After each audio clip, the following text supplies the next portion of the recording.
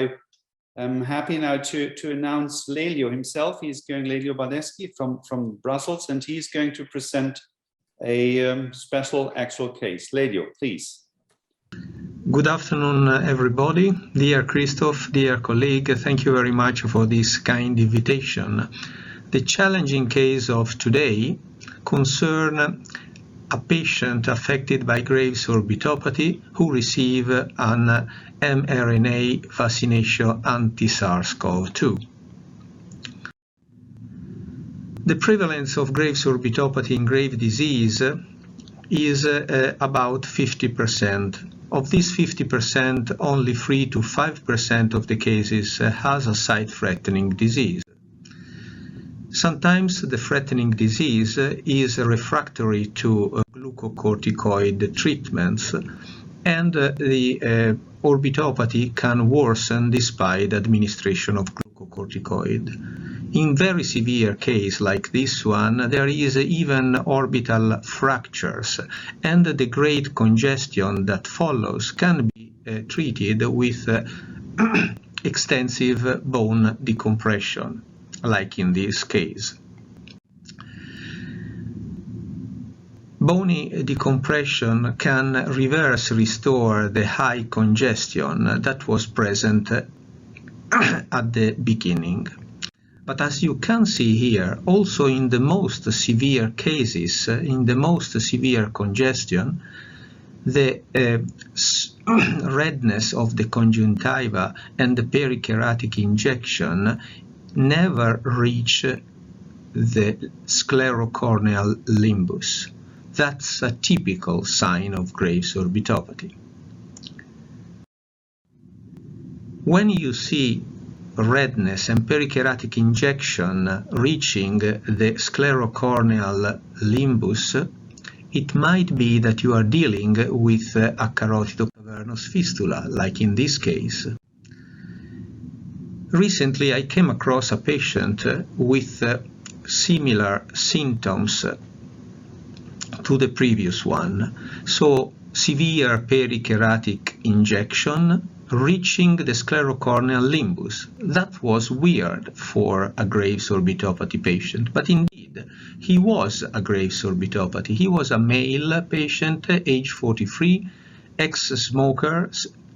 Before diagnosis, he was smoking around 20 cigarettes a day. The diagnosis was at the beginning of 2020, and at the moment of my evaluation, he was metabolic stable under antithyroid drugs. He was also affected by gout and systemic hypertension. Which was his proximal medical history. In the summer 2020, he received high doses intravenous glucocorticoid that resulted no effective. Later on, in February 2021, he had an orbital irradiation by means of 20 grays in 10 sessions. Again, no benefits. Finally, in June 2021, he received a single infusion of rituximab. No benefits once again. Following the administration of rituximab, he received a vaccination by means of Pfizer-BioNTech mRNA anti-SARS-CoV-2. And he had a remarkable worsening of the symptoms starting 10 days after the vaccination.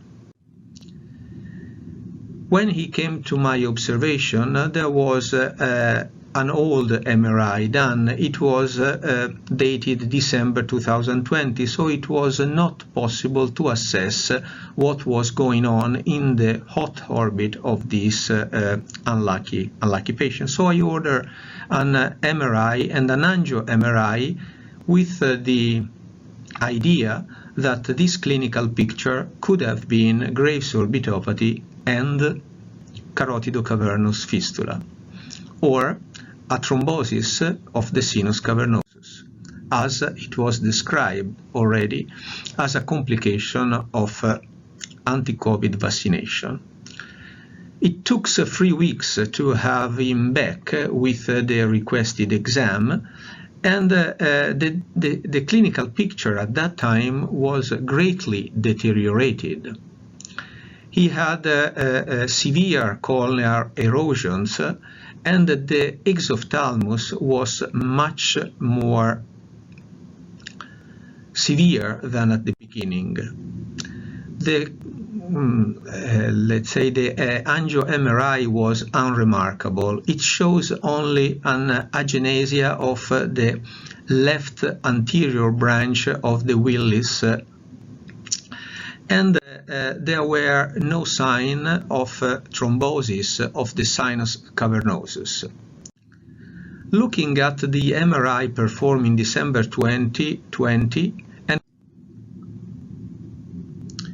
comparing the MRI performed in 2020 with that performed more recently after my examination, there were no substantial differences except for an increase in exophthalmos.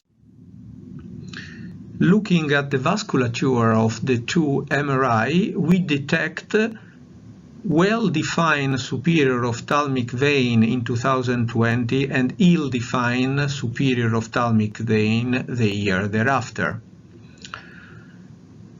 So we hypothesize that a thrombosis partially recanalized was present and was the cause of the symptoms presented by this unlucky patient. Following my first examination, I had the opportunity to see the patient back about 3 weeks afterwards, and the symptoms were severely deteriorated and compatible with an ischemic insult to the anterior segment. Free wall orbital decompression reverse restore the elevated intraorbital pressure and repristinate a proper venous drainage. Up until now, I just described the clinical case, but what had happened to our unlucky patient? Well, since April 2021, it is known that virus-based vaccination, such as AstraZeneca, is connected with an elevated risk for induced autoimmune thrombotic thrombocytopenia. It is also known that this type of thrombosis is different from that which is induced by mRNA vaccination, such as Pfizer-BioNTech. In our unlucky patient, however, the administration of rituximab 1 month prior to the administration of the Pfizer-BioNTech has created a thrombocytopenia that might have triggered the occurrence of the thrombotic event, in fact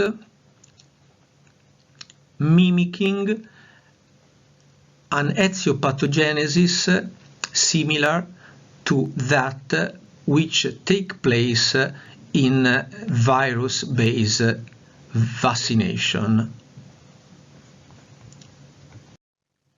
Finally, conclusions are suggested by a recently published article. Every kind of vaccination against SARS-CoV-2 can lead to adverse and severe vascular events, including thrombosis. However, the risks to develop such an adverse events are much higher in the case of infection by wild SARS-CoV-2 virus. I think I reached the end of my talk, and I thank you very much for your kind attention. Hope to see you very soon in person. Bye-bye.